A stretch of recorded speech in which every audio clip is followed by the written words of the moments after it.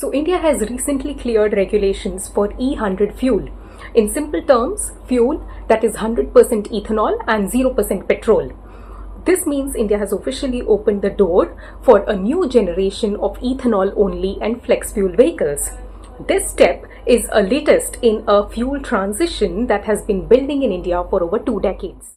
Ethanol blending discussions in India began in early 2000s, but adoption was slow due to limited supply and poor infrastructure. Later, the government expanded the program through National Biofuel Policy, setting phased blending targets, encouraging oil marketing companies to source ethanol domestically, and offering financial incentives to sugar mills and distilleries. India moved from E5 to E10 and then to E20, while flex fuel vehicle discussions gained pace. Flex fuel engines can run on petrol, ethanol, or any blend of the two. But why is India betting so heavily on ethanol when the rest of the world seems to be obsessed with EVs? To understand that, we need to start with India's oil bill.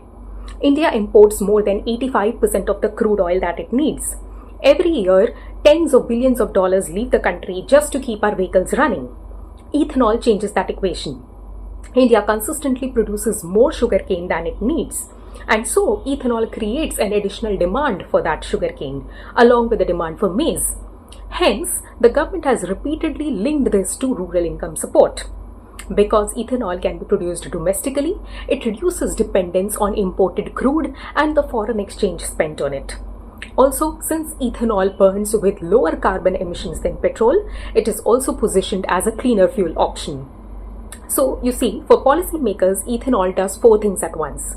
It reduces oil imports, it is a cleaner fuel, it creates a market for farmers, and it improves energy security. So, for the government, ethanol isn't just a fuel policy, it's an agricultural policy, an energy policy, an industrial policy, and an environmental policy all rolled into one. But several practical challenges remain in ethanol adoption. First, mileage. Petrol has higher calorific value than ethanol.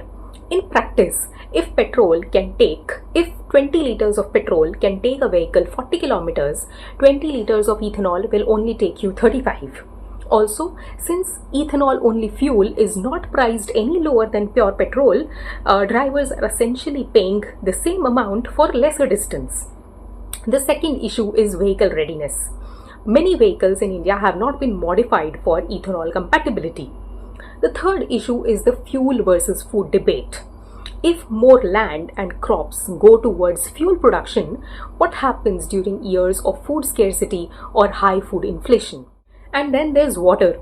A huge amount of water goes into producing every liter of ethanol. And that's awkward for a country where many regions face water stress. There's also an insurance angle that has drawn criticism. While several insurers have clarified that ethanol-related engine issues will not automatically become non-admissible, there is still no standard industry-wide policy, and that leaves consumers with some uncertainty about coverage if disputes arise. Taken together, ethanol has become a central part of India's energy transition policy. The approval of E100 vehicles is important because it signals intent. India is saying that the future of India's mobility will not depend entirely on the imported crude.